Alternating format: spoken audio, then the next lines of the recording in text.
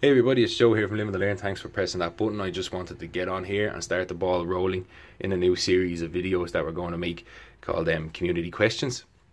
The Living to Learn Facebook community has grown and grown and grown, and the YouTube channel was originally set up for the early guys on the page to help answer each other's questions and stuff. It's a non-profit YouTube channel. We're not in it for those YouTube dollars. We're just in it to help each other out, and sometimes videos, especially when pertaining to things like this, is an easier way to convey a message, hopefully in 10 minutes or less, rather than having to type and stuff like that. So the question I get asked the most, or most questions that I get asked, are usually about knives, but most people come to discuss, but the new guys, or guys, entry-level guys to the knife market, come to questions, and the question that I get most asked is, what should I look for, you know, in a good knife? What makes a good knife, and what makes a bad knife? Now that is subjective when it comes to intended uses of the knife, making of the knife, size.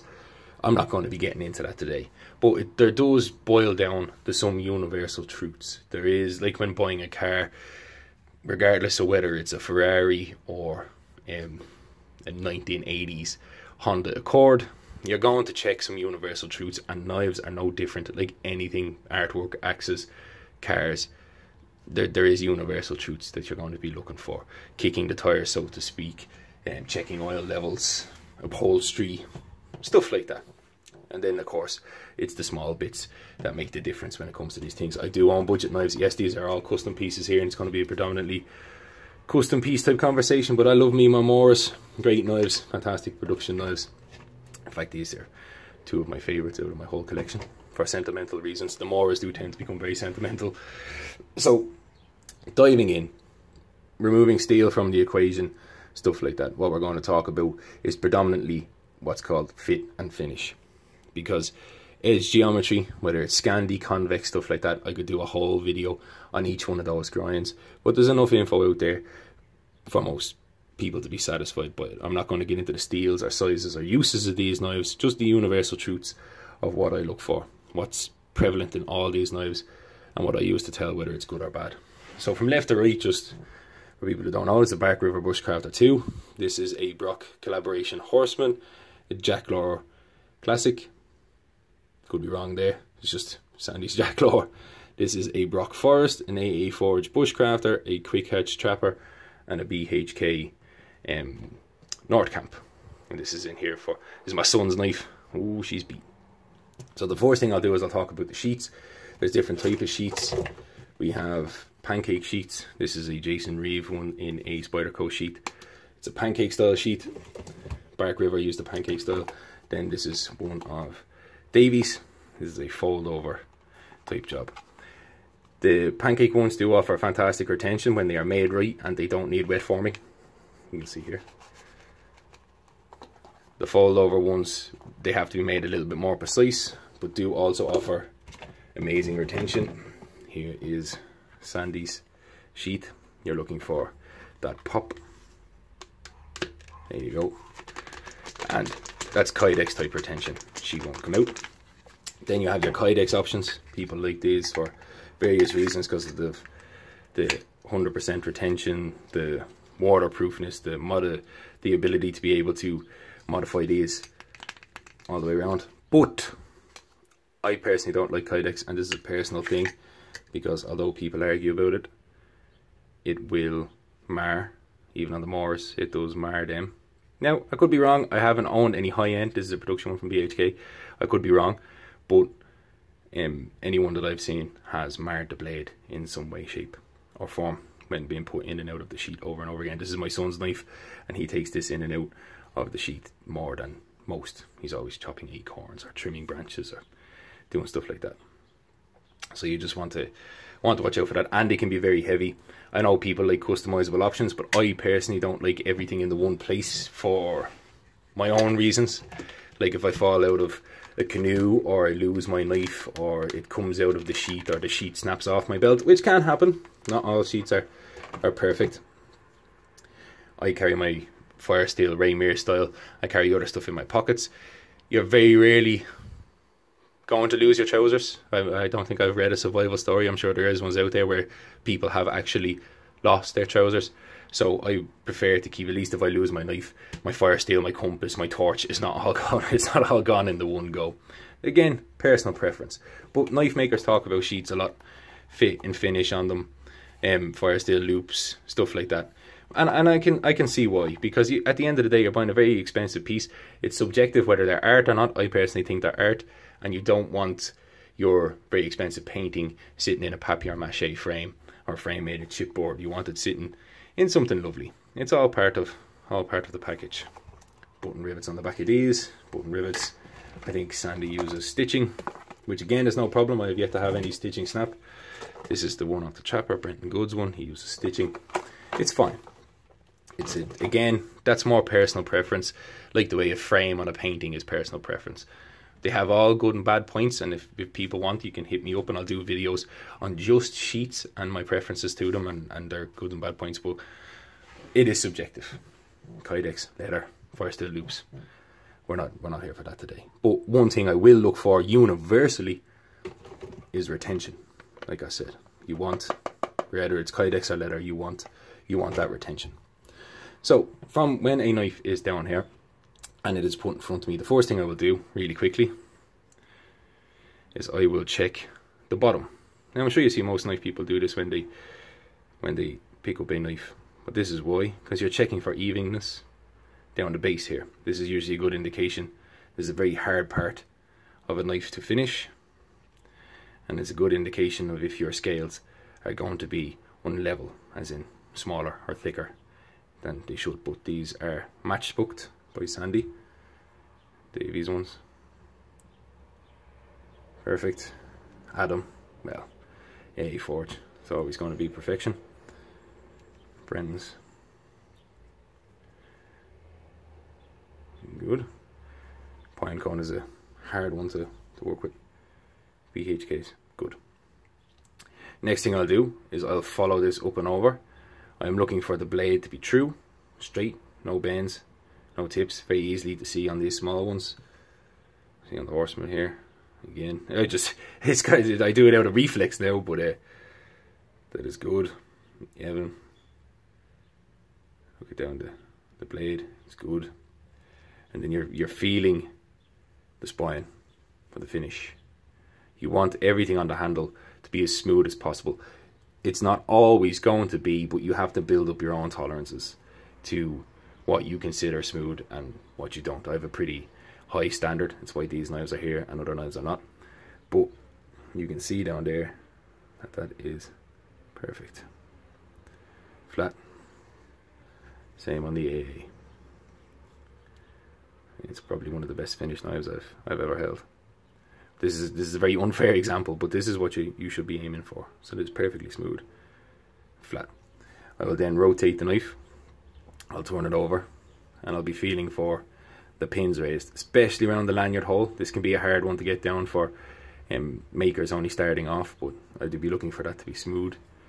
Same on the Brock one. I'm looking for smoothness in the pins. You will get some raising in pins on wood and stuff like that, but again, maybe these are unfair examples of knives, but this is what you should be looking for them to be completely smooth. So when it sits in your hand and it rotates, that you're not getting hot spots on the back. Round to the side, you're checking for this to be smooth, the finish to be smooth the whole time, looking at the scales, that they are match booked up correctly. By match booked I mean when the scales are cut in half, that the one piece of wood is matched up, and it's a good indication, just the maker's eye for detail, that they've epoxied them on, that this isn't higher. You can see in these ones, these are a good example of matchbook scales. These are linear, so it's not a problem. You're looking for just evenness, smoothness. Again, I'm not going to get into handle shapes or how handle feels. That is personal preference, but these universals are universal. I'm spinning around, looking for, feeling the bolts. Fisheye bolts will always get a bit of dirt. These are Corby's, so they're fine. Again, smooth. These are Corby's on the Bark River. Perfection, smooth. Maybe a little bit of a recess in that one, but nothing too major. Corby, smooth. Then when I turn it over, I'm going down this way. I'm checking that the edge is straight and not damaged, and then I'm looking at the plunge lines. The plunge lines to me personally are very important because you can get these parts smooth with just hand finishing, and yes, now I'm not saying knife making is easy, but these are things that can be easily overlooked or machined in factory knives and fake knives. But the plunge lines is usually where it all falls apart. But as you can see, Sandy's is perfection.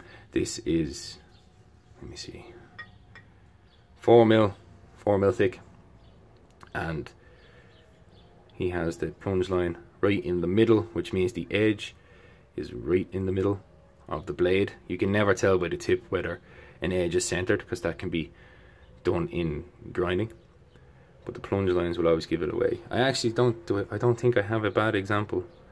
That's good. You can see here this is a thicker knife, but Davey has landed the plunge lines right in the center of the 5mm piece of steel. Oh yeah, the BHK. This is a prime example. You can see there now that the I apologize, but the BHK is probably 5mm, but the plunge lines are way off. That edge is not in the center of that piece of steel, and so for me that just goes to show, like, if I was looking at all these knives on the table and I really like this, as I'm looking, yeah, smooth bolts, even handles, my Carta doesn't need to be matchbooked for the most part, then I see this, well, then that knife is getting put down. This is my son's knife. This is a semi-production knife. These are all completely custom makers. You're going to get more flaws because these are custom pieces made by one man and his belt grinder. Semi ones are big batched pieces where they're doing 20 pieces a day, similar to, or more, Bark River. But again, plunge lines on the Barky, perfect. But the further down you go to mass produced knives, I don't even do plunge lines. You know, probably for another reason. But you're going to start seeing flaws like this in more mass produced blades. That's a nice example of it. I'm looking down the edge then, testing it with my thumb. Everyone has a way of testing an edge. Some people do the 3-fingered test, which is fine. Some run along the blade. I personally don't like doing that, just because I never know when I put just the... You can tell with it when you've owned a couple of knives what you consider sharp. I'm not going to talk about factory edges. Yes, all these knives are razor sharp. Sandy's is famous for coming unbelievably sharp. That one's pretty sharp as well. That but you will always take an edge to where you want it. Some people prefer a more convex bevel, so I'm not going to get into factory sharpness. I'm just going to say that I do be trying for sharpness to see how it is. Checking here, and then the very last thing I check is the tip, because that is pretty hard to get perfect. As you can see here on Sandy's one, it is just a little low on that side, just a tiny bit. The AA is a little low on this side. You can feel it with your thumb, yes. So that, what that means is the bevel has come up and finished just a little bit early here. The bevel has come up and finishes. Now, this does not affect performance whatsoever, I must stress, but just something I look for. And these are all really high-end makers. See the rock. It's a tiny bit low on that side. And the Horseman, the Brock Horseman is about perfect. Oh, maybe a little low on that side. So you're always going to get that, but it's just an indication. Sometimes this can be really bad, is what I'm saying. It is. Oh, that's perfect enough on the trapper. That's spot on. See the BHK. They may have got the plunge lines wrong, but there, that grind is perfect. You may not see it there. Up, over. Yep. So there you go. That's literally it. Just really quickly, like, you'll see me maybe if you come to camp with me or any knife guy when they're out, but that is literally what I do. First thing I check is retention. Oh, wrong sheet, Joe. First thing I'll be checking is retention. I'll draw the knife out. Look at the bottom, checking for evenness, running my hand, checking for smoothness, checking the pins, looking down here for more smoothness, testing in the hand. Then I will look at the plunge lines. I look at the edge and the bevels, turn it over. Look at this side, make sure she's through all the way up to the tip. I'll check the tip, and that is literally it. And you're just running through your yokes, your checks in your head. You will have your own ones. I prefer a very sharp 90-degree spine with no bore. This just lets me know that they've put that extra bit of effort in. There is not a single bore on that knife. That is actually a perfect 90-degree edge. You can see how sharp it is there. I just don't like bores. That is also boreless. Boreless. But that is a personal preference. Some people prefer a bore. So I'm not. This is the reason why I didn't touch on spines. Some people don't like a 90-degree spine at all on the knife. So again, up with the Horseman, checking for evenness, looking down the blade, smoothness, pins, checking for the finish in here, looking down the edge, checking my plunge lines, looking at my tip, feeling for a bore on the spine, and then the feel in the hand. So there you go. That's hopefully a question answered. They're a universal truth. These are all different steels. This is a laminated steel. This one here, 01, 1095, 3V. That is all personal preference area, but they're the universal truths with knives. You're just, when it comes to what you hear is fit and finish, and it's why an awful lot of guys talk about fit and finish, is because it lets you, it's an early precursor to later problems, like kicking the tires and checking oil on a car. It lets you know what's going down. So as always, I'm here for any questions, and the admins are here for any questions. There's going to be a series of videos. We've stockpiled all questions from the community, and we plan on knocking them out, hopefully being quick. I know this was a bit of a long video, but I'm trying to cover everything I know in regards to fit and finish on a knife. Universal fit and finish on a knife. Not there might be other fit and finishes with ring guards and bolsters and other stuff like that, but that's one thing that's universal. So I hope that helps. If you have any questions and you're on the Living to Learn community, feel free to drop them. If I can make you a video, or any of the admins will make you a video, we will. And I'll see you all out in the woods. Be safe and enjoy the weather.